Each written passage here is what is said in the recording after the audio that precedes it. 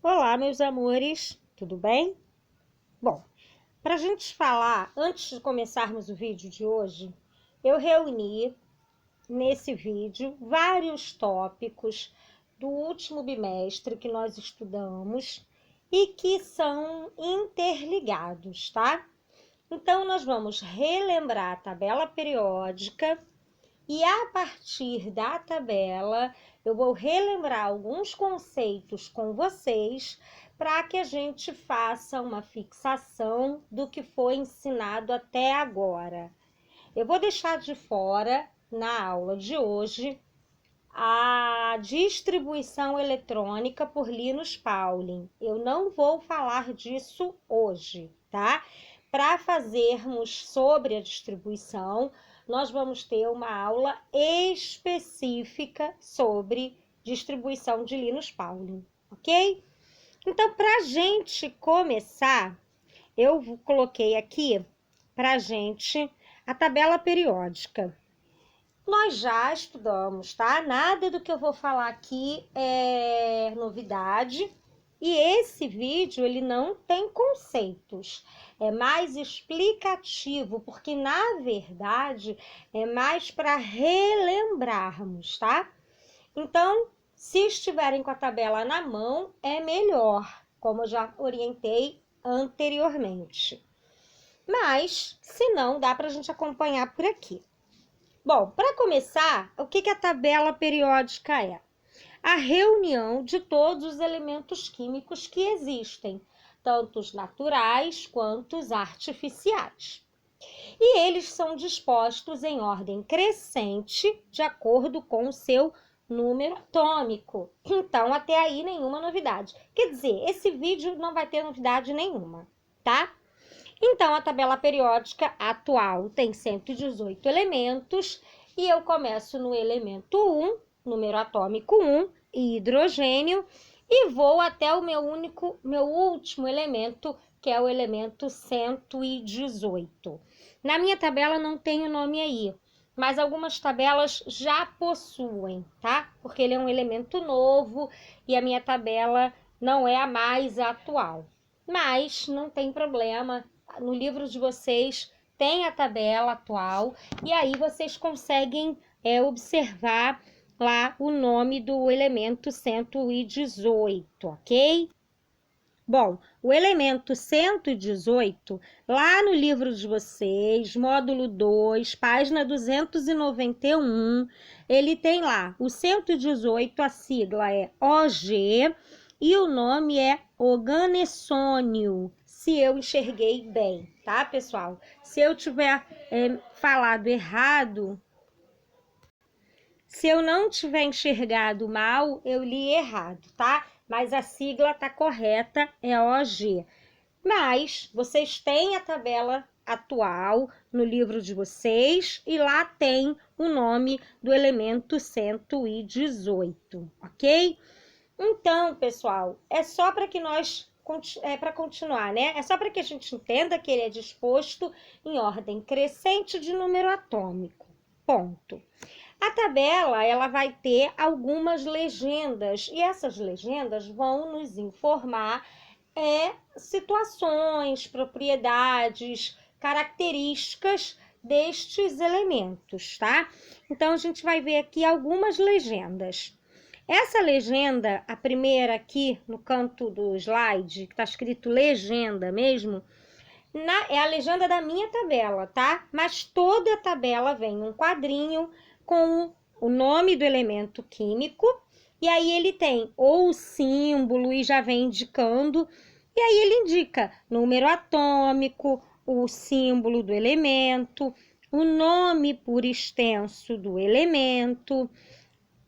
Na minha tabela também tem os pontos de fusão e ebulição, a eletronegatividade, enfim. Essa legenda vai variar de tabela para tabela, mas no geral todas têm o número atômico, o símbolo químico, o nome do elemento e o peso atômico, que na verdade é a massa, ok? Todas elas vão ter pelo menos essas informações. Densidade, o número de elétrons, os pontos de fusão e ebulição e eletronegatividade, varia de tabela para tabela. Não é necessariamente encontrado em todas as tabelas, mas a tabela que vier com as informações que vierem em cada um dos quadrinhos dos elementos químicos, você tem a legenda para conseguir entender quais são as informações que aquela tabela te fornece. Na minha tabela, novamente eu estou me baseando na tabela que eu coloquei para vocês no slide, tá? Mas isso é comum às tabelas. Ele vem informando quais são os elementos sólidos, líquidos, gasosos ou desconhecido. Desconhecido porque geralmente são elementos artificiais e eles foram feitos em laboratório e tão rapidamente que você não tem como afirmar em qual forma, né? Qual agregação, forma de agregação, o estado físico da matéria você encontra porque são elementos artificiais, tá? Então aqui, ó, na minha tabela, todos os elementos que estão em preto, eles são encontrados na maneira sólida, na forma sólida. Todos os que estão em verde, e aí quando vocês voltarem para a tabela, nós vamos ter todo mundo da família 18, o hidrogênio, o nitrogênio, o oxigênio, flúor e cloro, eles vão ser encontrados em forma de gás, tá? Na natureza, ok, gente? Os elementos que estão escritos em azul, na minha tabela, eles são encontrados na forma líquida. E os que estão em roxo são desconhecidos. Gente, é só para que vocês entendam que tudo que vem na tabela é uma informação de uma propriedade, de uma forma de agregação, né? O estado físico da matéria, enfim, nada que tá ali tá colorido por acaso. Ele tem os destaques, as colorações para indicar alguma coisa. Para indicar alguma coisa. Então, eles têm um porquê de estarem todos coloridinhos, tá? E aí também eles vêm informando, de acordo com a coloração das colunas, quais são metais, metais alcalinos, alcalino-terrosos, de transição, o hidrogênio, os semimetais, enfim, eles vão organizando por propriedades semelhantes, ok? Então, só para a gente rever o que a gente falou. A tabela aqui, no meu, tá toda colorida porque cada cor informa uma coisa. Se nós observarmos, cada elemento ele está escrito em cores diferentes. O mercúrio, por exemplo, eu acho que vocês não vão conseguir visualizar, mas o mercúrio ele está em azul.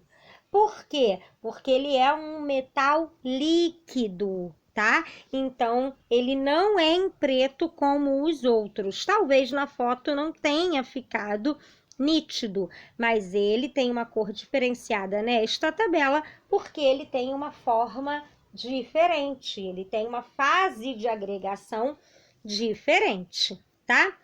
Bom, na tabela periódica nós temos períodos e famílias. Os períodos, eles são 7 e são as linhas, né? São as minhas linhas horizontais. Então, eu tenho de 1 a 7 e cada um dos meus períodos tem relação a uma camada eletrônica. Então, o elemento que está no terceiro período da tabela, ele possui 3 camadas eletrônicas, K, L e M. E por que essas informações são importantes? Para a nossa distribuição eletrônica, para que a gente saiba a valência, para que a gente saiba a quantidade de elétrons, enfim, são informações que a gente tem que associar quando lidamos com ligações químicas, quando lidamos com distribuição eletrônica de Linus Pauling, quando lidamos com valências, tá? Tanto período quanto a família. As valências estão mais relacionadas às famílias, mas a minha quantidade de períodos é muito importante para a hora da minha distribuição eletrônica de Linus Pauling. Se eu sei fazer essa relação, eu consigo, na hora da minha distribuição, saber aonde aquele elemento vai parar, em qual subnível, eu consigo ver se eu fiz mais correto ou se eu errei, porque eu tenho esses conhecimentos prévios. Então, a tabela ela não tem informações aleatórias. Todas as informações têm um propósito e é muito útil. Então, a gente tem que saber usar a tabela, ok? Não é simplesmente consultar, olhar e ir lá pesquisar aleatoriamente. As informações são muito importantes. Bom, as famílias, nós temos 18 famílias. Prestem atenção que eu tirei foto só dos pedaços, eu não tirei foto da família, eu não mostrei a tabela inteira, eu só mostrei que nós temos 18 colunas, tá? E estas colunas são as famílias. E as famílias 1, 2, 13, 14, 15, 16, 17 e 18 são elementos representativos, então eles vão me indicar a quantidade de elétrons que aquele átomo possui na sua última camada. E aí, galera, essa informação ela é importante para ligações químicas, ela é importante para número de Knox, ela é importante para distribuição eletrônica, porque aí eu vou saber se termina no S, se termina no P, e aí eu vou saber pelos subníveis por onde ele está localizado na tabela. É por isso que a gente tem que relembrar os conteúdos voltando na tabela. Tendo a tabela em mãos, sabendo usar a tabela, lembrando dos conceitos, a gente mata vários problemas, a gente resolve isso bem mais fácil, tá? Então, as famílias vão de 1 a 18, elas possuem nomes, né? As dos elementos representativos. E esses nomes não são informados na tabela, tá? Geralmente não são. Aí na minha eu tenho alguns nomes, mas essa não é a tabela que a gente usa para concurso, para consulta, para provas. As tabelas de concursos e de provas não vêm essa informação. Então, só para a gente relembrar: família 1, metais alcalinos; família 2, metais alcalino-terrosos; família 13, 14 e 15 levam os nomes dos primeiros elementos. Então, família 13, família do boro; 14, família do carbono; 15, família do nitrogênio; família 16, família dos calcogênios; e 17, dos halogênios; família 18, família dos gases nobres. É importante, galera, porque em alguns problemas ele não vai te dizer qual é o número da família, ele vai te dar o nome. E aí você precisa saber situar e achar este elemento na tabela, tá? Então a gente pode localizar o elemento pela família, a gente pode localizar pelo período, a gente pode localizar pelo número atômico, a gente pode localizar pela sua distribuição eletrônica. Existem várias maneiras de você localizar um elemento na tabela. Porém, algumas informações, novamente, você tem que saber previamente, tá? E aí, então, depois que eu sei das minhas famílias e dos meus períodos, os elementos eu entendo que eles precisam se organizar, se juntar, né? Formar substâncias, formar estruturas. Então, eles vão se combinar com a finalidade de estabelecerem equilíbrios, né? Lembra que a gente tem lá as ligações químicas? Antes de falarmos das ligações químicas, a gente tem que entender que eles vão se ligar e vão formar substâncias. E essas substâncias podem ser de diversos tipos. Por exemplo, substâncias simples. Uma substância é simples quando ela é formada por um único tipo de elemento químico. Por exemplo, gás cloro, gás oxigênio, gás ozônio, gás hidrogênio. Quando eu falo os nomes, o que vem à minha mente? Que o gás hidrogênio é formado por qual elemento químico? Hidrogênio. Eu não posso pensar que tenha outro gás, porque o nome não ia levar só o gás hidrogênio. Então, as substâncias simples, elas são formadas por um único tipo de elemento. Então, H2, Cl2, O2, O3, N2, ou seja, um símbolo químico apenas, tá? Então, eu vou ter apenas uma sigla, não importa o índice, se eu vou ter 2, 3 ou 4, mas a sigla é uma só, tá? Já nas substâncias compostas, ela é formada por mais de um elemento químico, tipo a água. A água é hidrogênio e oxigênio, H2O. Então, a fórmula eu vou ver. Tem mais de uma sigla composta? Tem uma sigla só? Então, ela é simples.